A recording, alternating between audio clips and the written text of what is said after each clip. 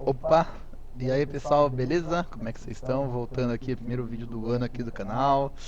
Bem galera, dando continuidade ali, aquele nosso projeto que a gente já vem desenvolvendo desde o ano passado. A gente melhorou ele, a gente trouxe algumas melhorias aqui para o nosso projeto. E hoje eu vim trazer um vídeo, né, o primeiro vídeo do ano aqui no canal, trazendo todas essas melhorias que a gente fez aqui e explicando alguns pontos mais técnicos. O primeiro ponto que eu queria trazer aqui para vocês é que a gente acrescentou mais uma fonte de dados agora dentro daquele nosso pipeline de DLT, Delta Life Tables. No vídeo passado que a gente fez uma migração, aqui só para poder relembrar vocês, a gente começou fazendo via Azure Functions, né? Que era uma solução mais barata, mais rápida.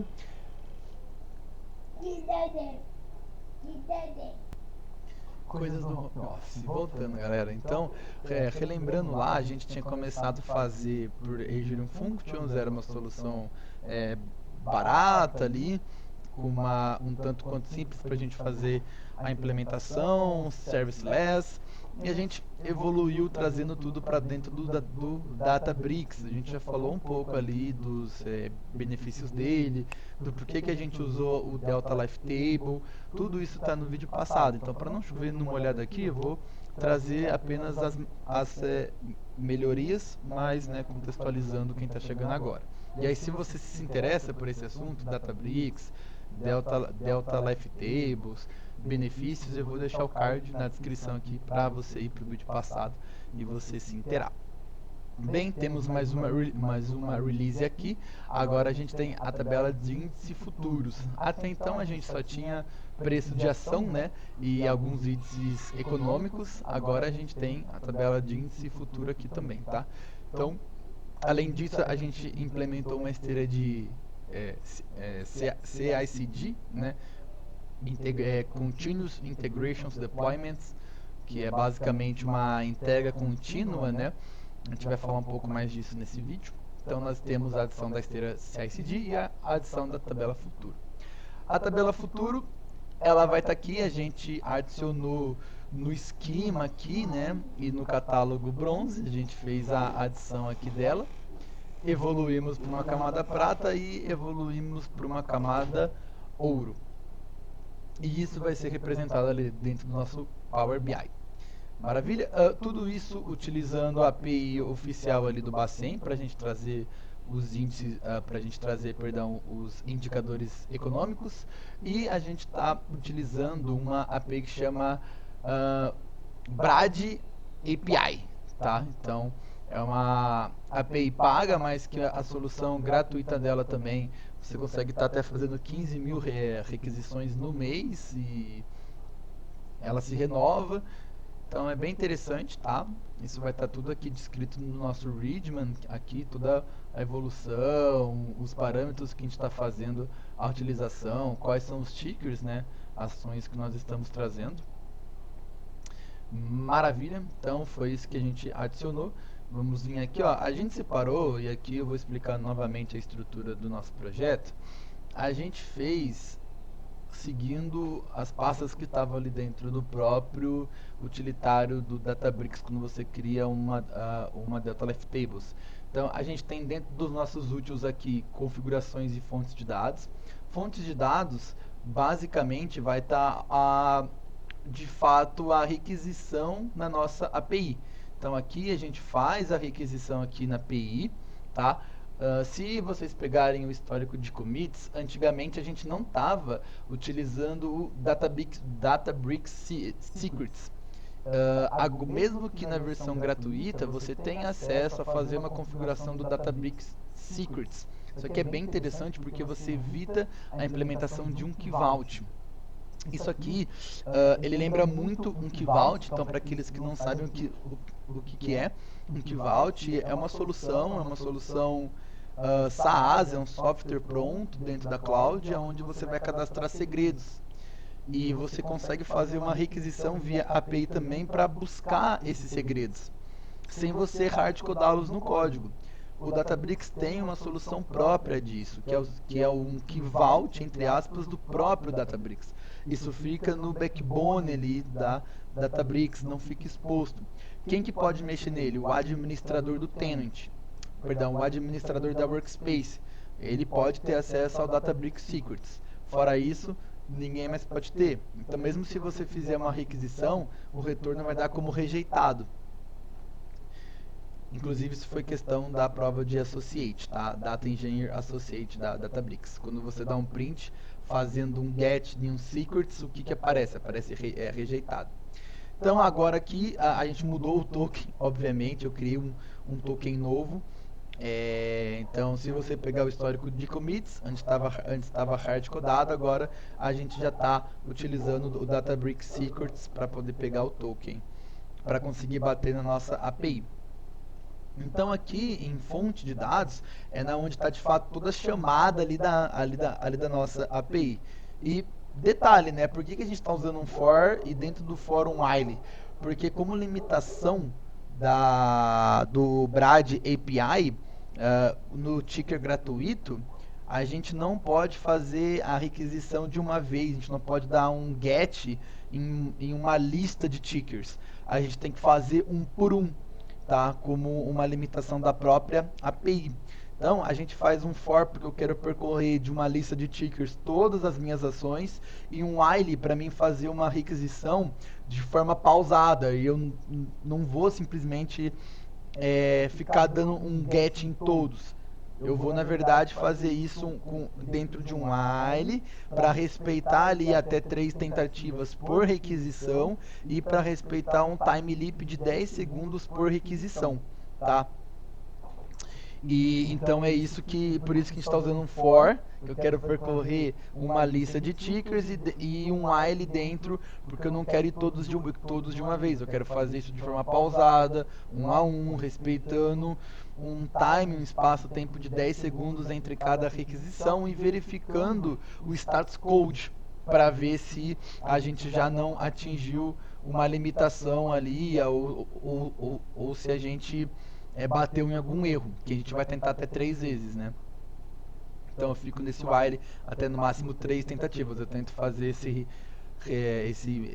esse meu get ali até 3 vezes dentro do mesmo ticker e a cada get eu ainda verifico se é um erro 429 para ver se o range já foi atingido, verifico se eu tive erro, se eu tive erro eu tento mais 2 vezes, é por conta disso. Então aqui dentro em fontes de dados a gente acrescentou agora mais uma fonte. Qual fonte que é? A gente tinha já a fonte do Bacen, a gente tinha já a fonte de buscar as ações. Lembrando que a gente só busca um histórico máximo de 90 dias por limitação da API também. Todo dia, 90 dias para trás, 90 dias para trás. E ao longo do tempo a gente vai criando um histórico.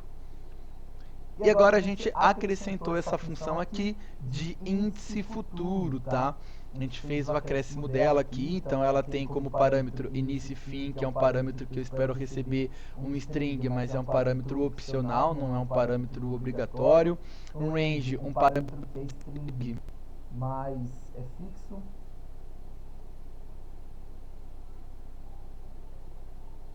Alô, alô? Alô, alô, alô? Testando.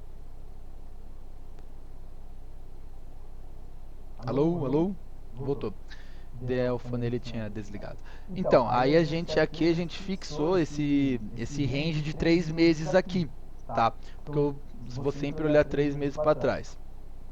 Maravilha, então aqui a gente já vai fazer a mesma coisa que lá em cima, a gente manteve o padrão aqui. A gente tem uma função que faz ali a conversão ali de data, porque se o usuário inserir uma data ali, como ali parâmetro que passa de um range de 90 dias, o próprio código se adapta a esses 90 dias. Ele vai fixar essa limitação sempre para a gente não tomar um erro que vai vir da API. Então ele verifica se esse range que o usuário está passando, ele ultrapassa 90 dias, o código já automaticamente se ajusta. Então é isso, galera. Então aqui foi a gente seguiu o mesmo padrão ali ali de cima, um for, um while dentro para fazer uma requisição ali por índice futuro que a gente quer trazer, verificando o erro, verificando o range, tá? Então a gente já fez tudo isso ali certinho já, a gente já tinha definido um retorno. Então, o mesmo padrão ele se manteve, tá? A gente apenas acrescentou mais uma função aqui para fazer essa tratativa para a gente, tá? Mas o mesmo padrão das demais se manteve. Isso na fonte de dados. Em configuração, a gente teve que fazer alguns commits para ajustar para o Black, eu já vou chegar lá. Black é uma biblioteca do Python que vai fazer algumas validações no seu código, em quesito de formatação, importação, fechamento de parênteses, fechamento de conchetes, importação de bibliotecas, espaçamento. Ele vai fazer essa verificação tanto de síntese quanto de estilo do seu código. E nós utilizamos ela para fazer a implementação na nossa esteira de CI/CD. Okay? Antes da gente liberar para o usuário subir o código para main, toda a requisição dele, todo o pull request vai passar por essa verificação de síntese e de estilo. Se não tiver de acordo, ele vai tomar um erro e ele não vai conseguir jogar para main.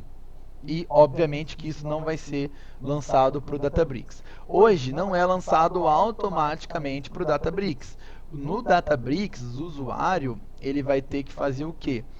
Aqui a gente tem um job, esse job ele orquestra um pipeline que é um pipeline do tipo DLT. Hoje, o usuário ele vai ter que fazer esse git pull, né? Ele vai ter que atualizar.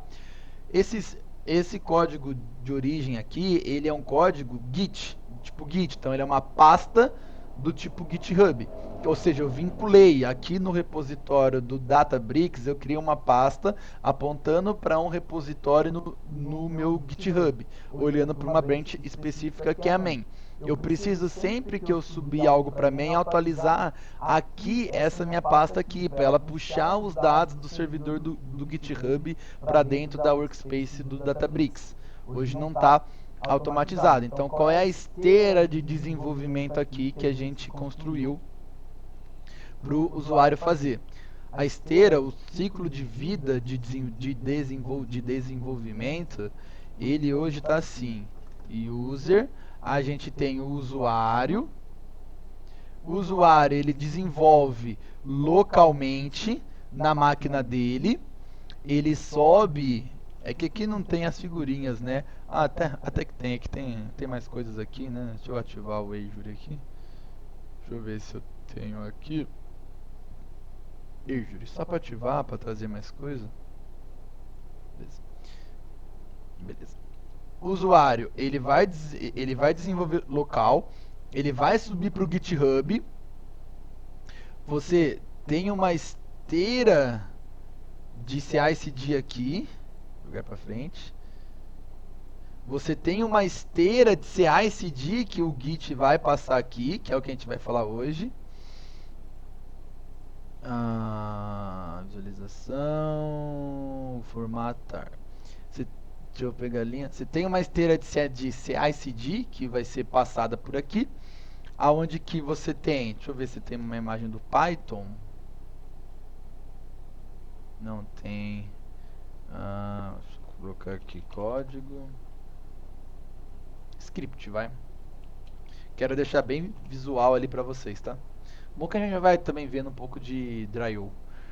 A gente tem uma esteira, né? Então você tem uma análise que vai ser feita aqui dentro do GitHub quando que você sobe. Então você sobe aqui para uma branch, você abre um pull request.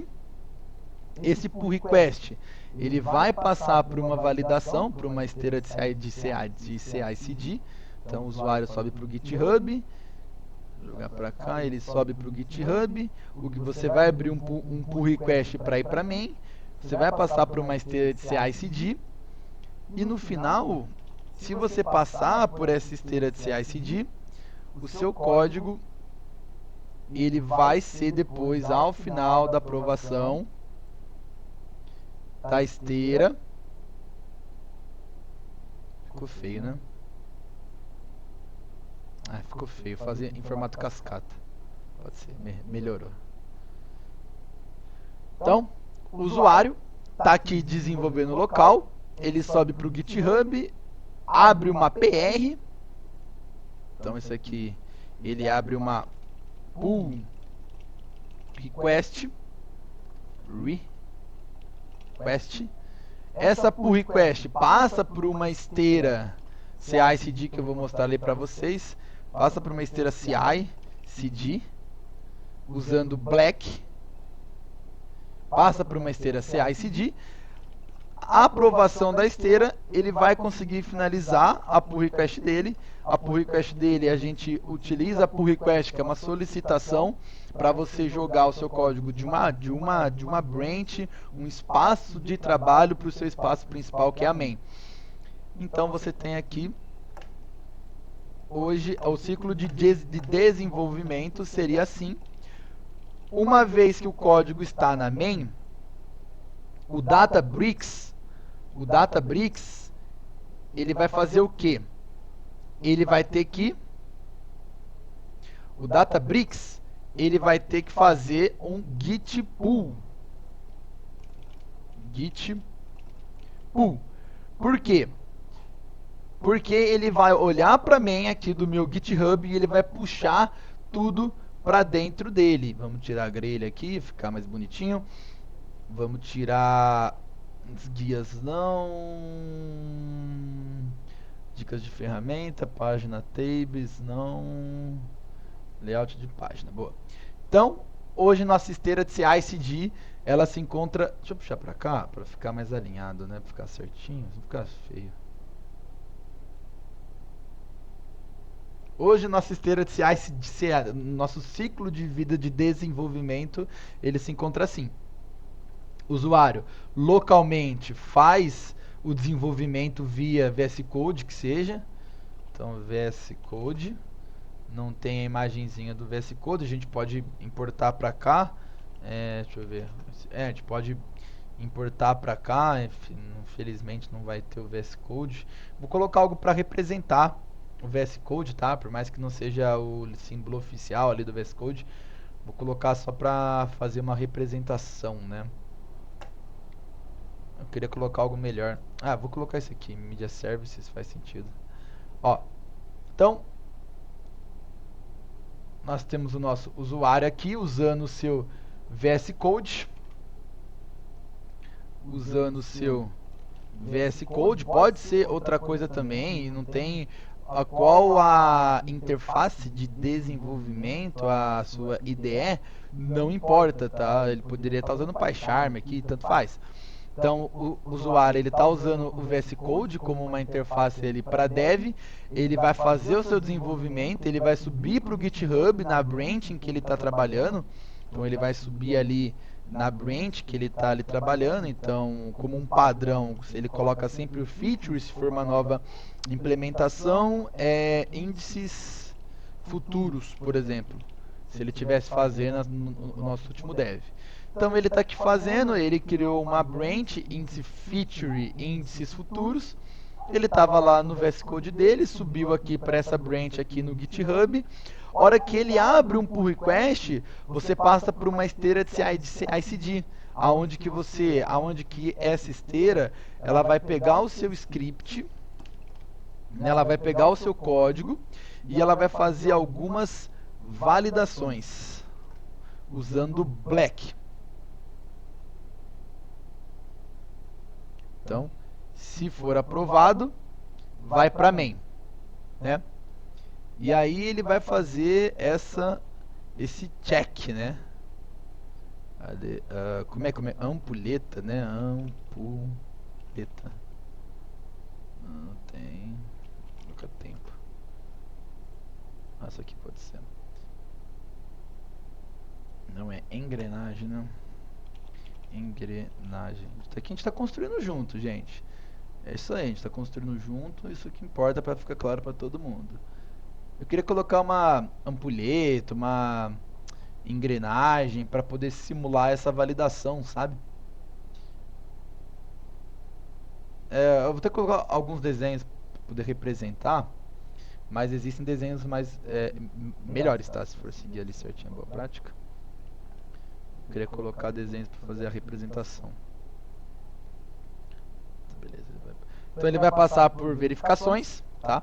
Então o usuário subiu ali, abriu a pull request, você vai ter que passar por uma sequência de validações que eu vou ali mostrar para vocês. Você vai passar por essa esteira de verificação.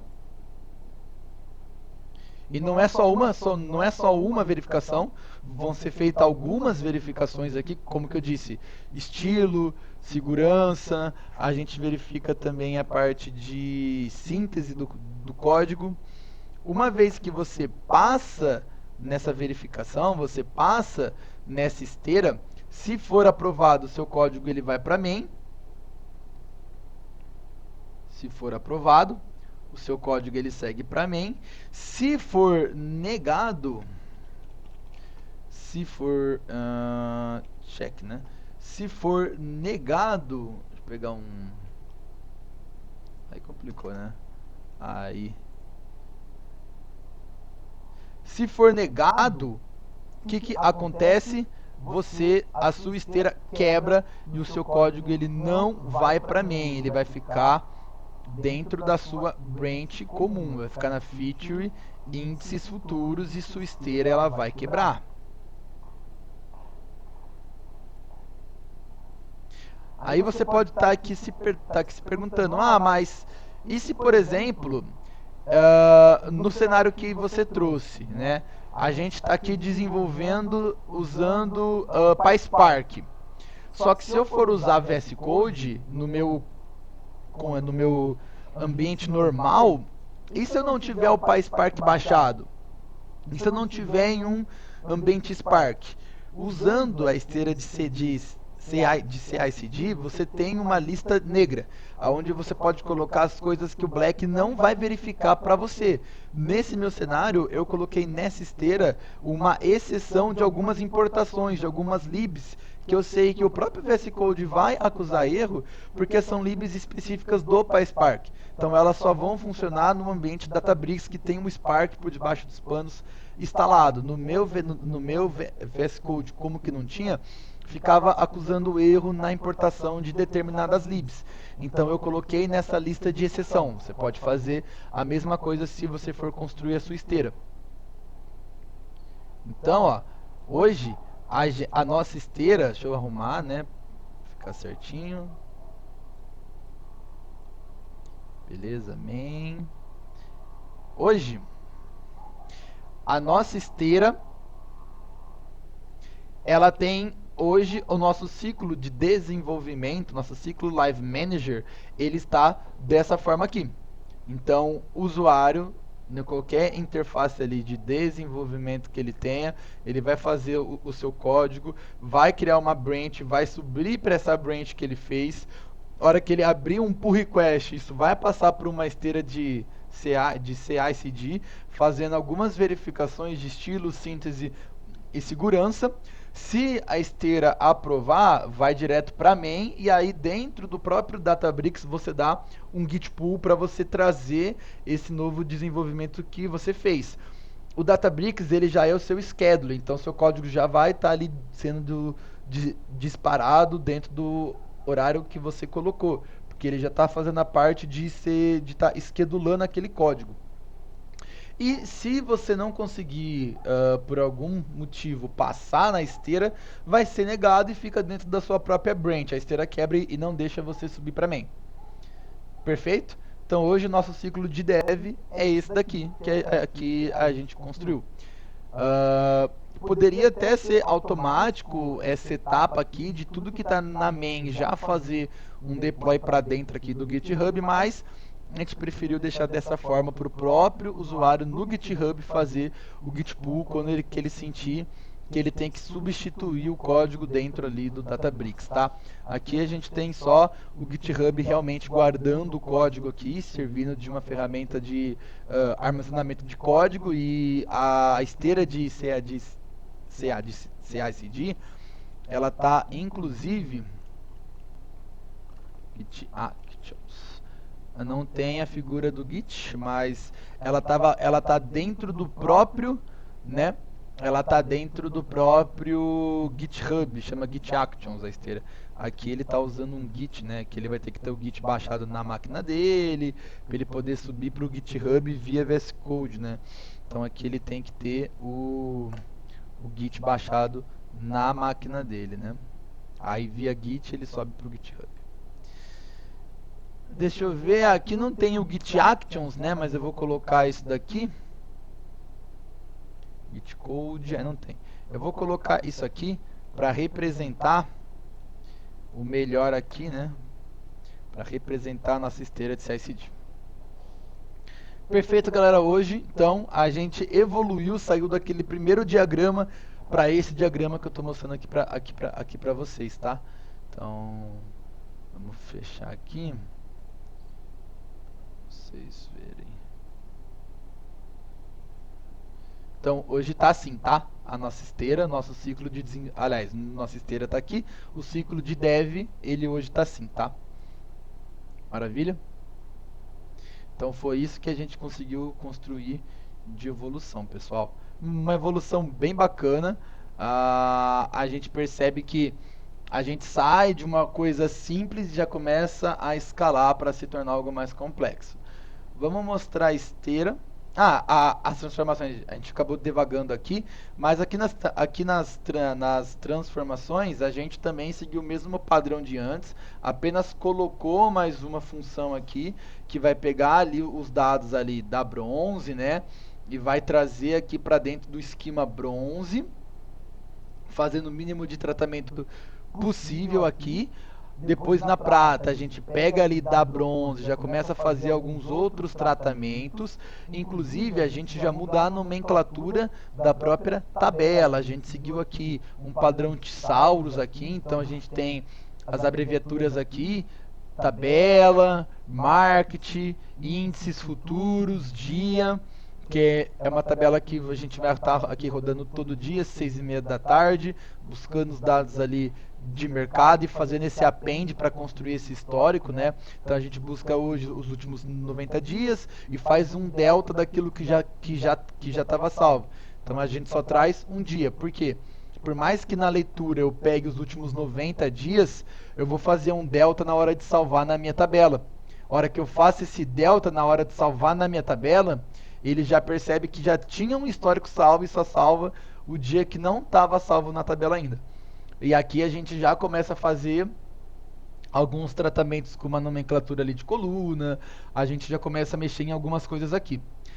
E na camada ouro a gente faz os cálculos de fato, a média dos últimos 6 meses, a média dos últimos 3 meses, a somatória. Então aqui a gente já começa a fazer alguns cálculos ali que para o Power BI não ficar tão sobrecarregado com DAX ou com a parte da linguagem M. Ele já pode pegar já algumas coisas aqui pronto. Beleza? De alteração que a gente teve é isso. Agora mostrando a esteira por si só. Actions. Essa é a nossa esteira de CI/CD, então essas são as verificações que são feitas, né? A gente tem algumas coisas aqui, né? Vamos dar uma olhada. A gente tem aqui CI verificação de código. Ó, tudo que a gente verifica. Índices e formatação, verificação de segurança para ver se não tem nenhum código exposto, inclusive o próprio GitHub já faz isso. Qualidade de código, verificação de síntese, documentação, dependências. E no final ele gera esse resumo para a gente do que foi passado, né?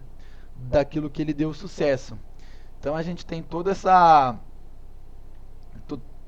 esteira construída aqui, todo o ambiente que vai ser construído aqui nesse Linux que o GitHub sobe. Então, por debaixo dos panos sobe um Linux aqui, ó, tá vendo? Um Ubuntu, ele sobe um Linux por debaixo dos panos, faz a instalação de algumas dependências dentro desse Linux para ele poder verificar esse código que está salvo aqui no meu repo. Então ele instala aqui as libs que eu quero fazer a utilização, instala os meus pacotes, sobe esse Ubuntu para mim, instala um Python nesse meu Ubuntu, instala as libs e aí ele verifica o código dentro desse meu repositório. Beleza? Algumas coisas aqui de detalhes no Black. Eu usei aquela lista de exceções para tirar verificações de imports das libs PySpark que eu sei que vai dar erro.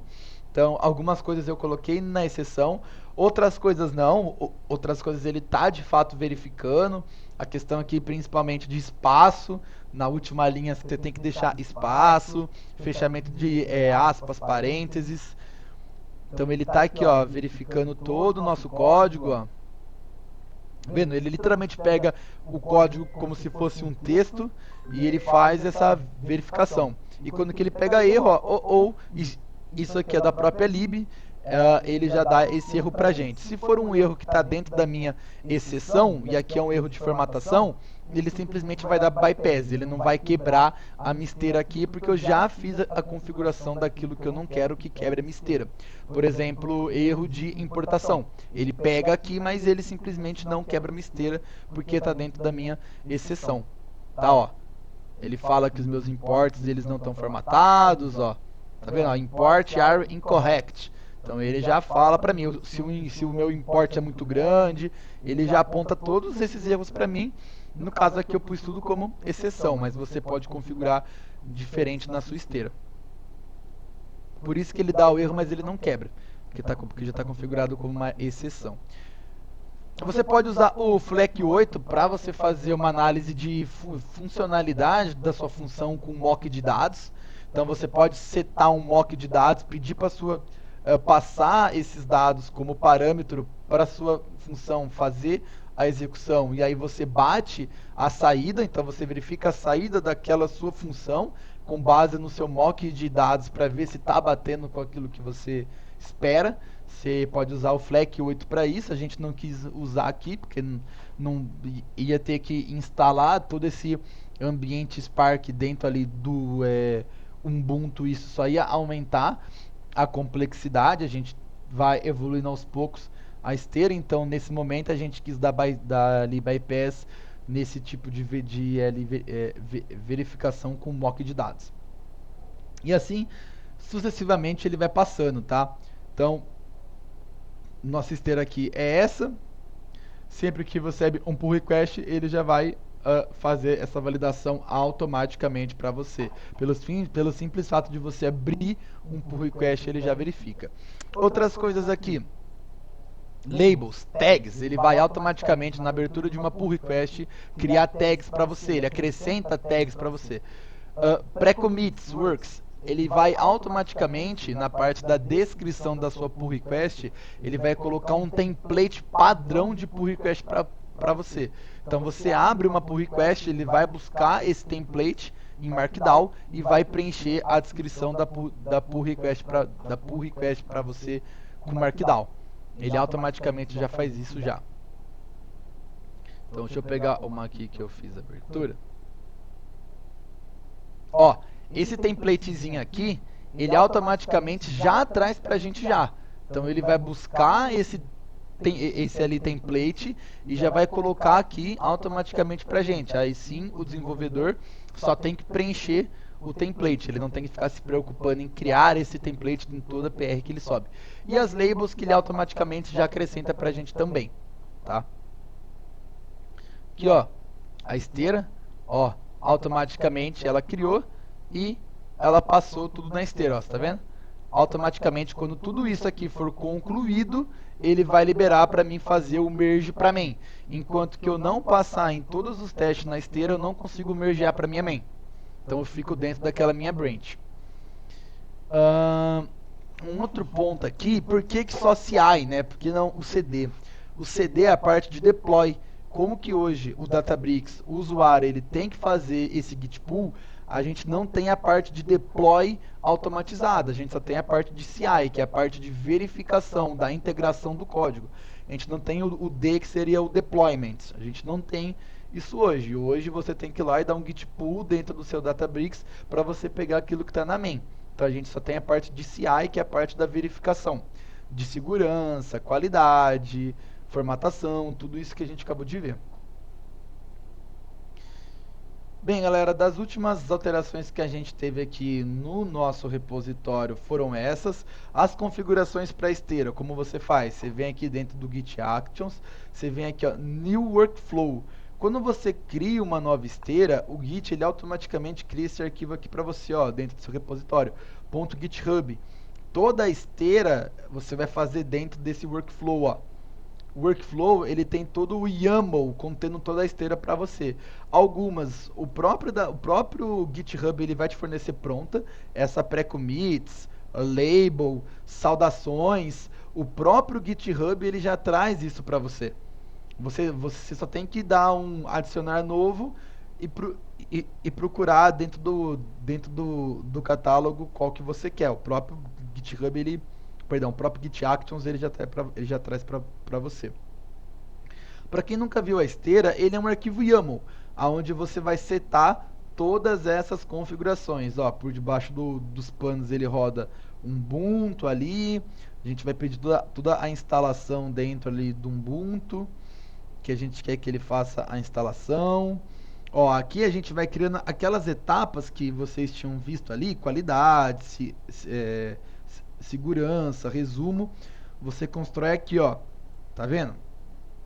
São blocos de código. Então aqui eu tenho um bloco de código referente à segurança, usando o Bandit para poder fazer essa verificação para mim, ó.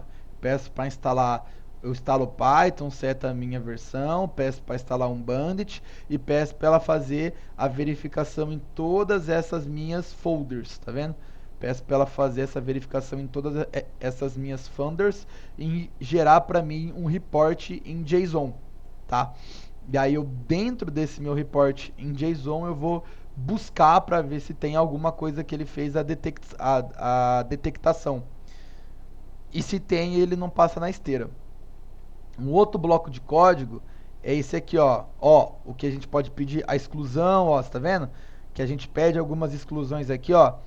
Ah, eu não quero que ignora esses erros aqui, ignora env. Você pode pedir essa lista negra, né? Aqui é a parte de formatação, basicamente, né? Que é o bloco da formatação, ó. Então você define o nome ali do bloco e você pede para fazer uma análise. Que você aponta, ó, você passa o comando aqui dentro do YAML para esse comando ele ser executado dentro do Linux, dentro do Ubuntu, para ele fazer toda essa verificação. Então você fala, ó, roda esse comando aqui, run black, que é a lib que a gente já fez a instalação uma etapa antes de chegar aqui, check, e aí você passa o que você quer checar. Se der erro, continua, por isso que ele não quebra a misteira. Porque aqui é erro de formatação, tá? Então é por isso que eu pedi para ele passar, tá? E aqui é a mesma coisa, ó. Ok? Bandit é a mesma coisa. Qualidade de código, ó, outro bloco que a gente pede a instalação, ó, pede para ele instalar e pede para ele fazer uma análise com PyLimit aqui, ó. Tá? A gente pede para ele fazer uma análise e ele vai fazer a análise para a gente, gerar esse report e eu vou ver dentro do próprio report se tem alguma coisa incorreta. A verificação da síntese, né? A verificação aqui da documentação, ó, para ver como é que tá. Tem que ser estilo formato Google. Verificação aqui de dependências para ver se todas já foram instaladas, ó.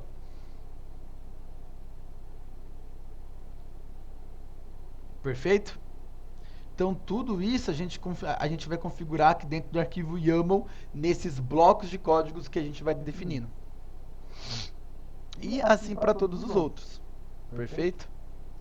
Então a gente tem aqui, ó, new workflow. Tá vendo? Ó, quando que você dá um new, você tem uma série de workflows que você já pode configurar. Você vem aqui, ó, integração continuada, que seria uma esteira de CI/CD, e aqui você já tem, ó, alguns workflows prontos já para você. Você só dá o configure e aí você sai fazendo ali a configuração dele de uma forma mais facilitada, sem precisar criar esse arquivo YAML do zero, tá? Ó, posso pedir uma publicação de pacote Python, PyLinit, eu posso pedir Python Application. E aí, ó, ele já traz para você toda a esteira configurada, todo o comando que o Linux ele vai fazer a execução, as dependências que ali vão ser instaladas, os steps que ele vai ter que passar, e tudo isso ele vai pegar desse arquivo YAML e você vai conseguir ver graficamente ali no Actions, como que a gente viu também. Mas tudo isso ele vai puxar daqui e vai rodar por debaixo dos panos em um Linux. Perfeito, galera? Então, é bem simples configurar a esteira, é ruim quando você tem que criar do zero, tá? Algumas configurações também você deixa aqui, por exemplo, templates e a parte de tags, você automaticamente já pode deixar elas aqui, ó, na pasta .github, que a própria esteira já vai olhar para essa pasta e já vai capturar esses arquivos, seja template, seja ali templates de tag, que você deixa aqui, tá? Aqui, por exemplo, ó, eu já deixei o pull request template markdown, que automaticamente quando a esteira rodar aqui no meu workflow, ele vai olhar para a pasta .github e ele vai buscar esses meus templates ou configurações que eu já deixei aqui na pasta. Labels, por exemplo, que é a parte de tags, ele vai também buscar aqui, ó, ele vai olhar para esse labels MD aqui. Beleza? Então, algumas configurações você deixa aqui fora nesse ponto GitHub, que o próprio workflow ele já vai buscar o que está aqui.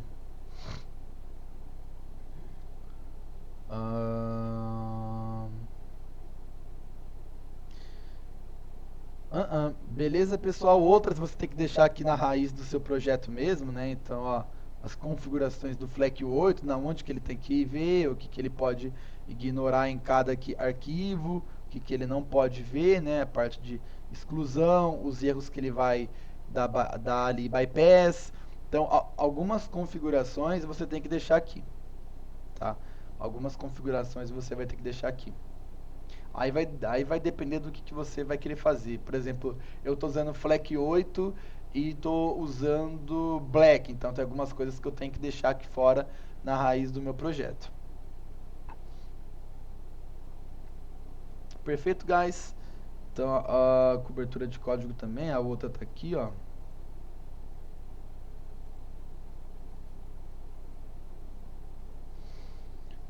Perfeito?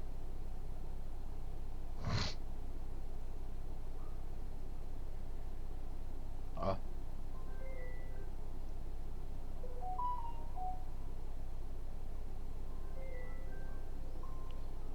Bem, pessoal, acho que por hoje é isso. Eu queria ser rápido, mas o vídeo já tá com 42 minutos. Isso que eu fui super aqui rápido, só para mostrar o que a gente teve de novidade aqui e o que ainda tá vindo, né?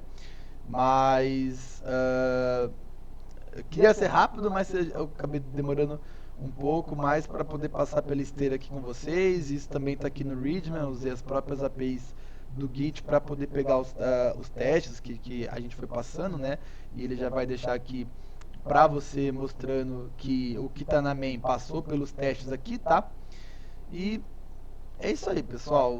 Agradeço pela atenção. Qualquer feedback aqui sobre o projeto, melhoria da esteira, a gente está sempre aberto e vocês podem contribuir. A gente ainda vai trazer o projeto aqui para vocês, tudo que a gente fez ao longo aqui do projeto. Eu pus como close que a gente ainda está fazendo, a gente está preenchendo. A gente vai mostrar o Canvas aqui, o Canvas não, o quadro Kanban aqui para vocês, de como que a gente estruturou o pensamento, como que a gente fez uma gestão de projetos para esse nosso projeto aqui. Então o projeto ele está crescendo, você vê que tem bastante coisa já tem inclusive um markdown de como você faz a contribuição aqui, né? Então você tem o Readman, você tem o Contributor, né? Explicando como você pode fazer a sua contribuição. E vai estar aqui também no Markdown, que tem o Readman, tem o Contributor, que vocês podem ver para quem quiser fazer uma contribuição. Perfeito, galera? Então é isso. Não se esqueça de dar um like, curtir. Faz um comentário caso você tenha algum projeto que você queira que no futuro a gente possa estar aqui trazendo, alguma sugestão de como melhorar o vídeo, a didática. A gente tem sempre procurado fazer vídeos mais curtos, que a gente sabe que dia a dia, correria, pessoal não tem muito tempo para poder ficar vendo por muito tempo algum vídeo, né? Quer já praticar, onde você aprende mais. Então a gente tenta sempre trazer esse conteúdo que vai trazer bastante conteúdo no sentido para enriquecer e ao mesmo tempo numa pegada um pouco mais objetiva, né? É isso então, pessoal, mostrando um pouco aqui das nossas interações aqui no nosso projeto, né?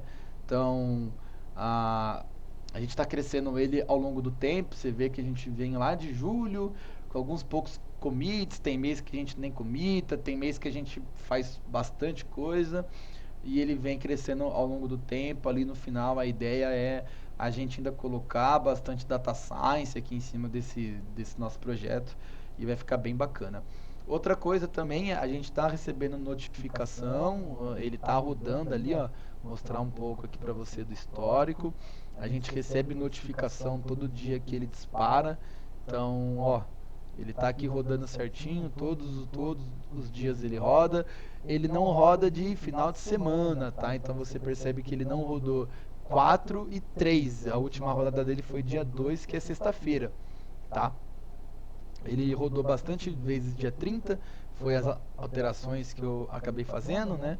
As melhorias. Aí ele não rodou sábado e domingo e rodou hoje. E todo dia a gente recebe uma notificação falando que ele rodou. Beleza? É isso, galera. Muito obrigado por ter assistido até aqui. Não se esqueça de dar um like. E é isso, pessoal. Valeu.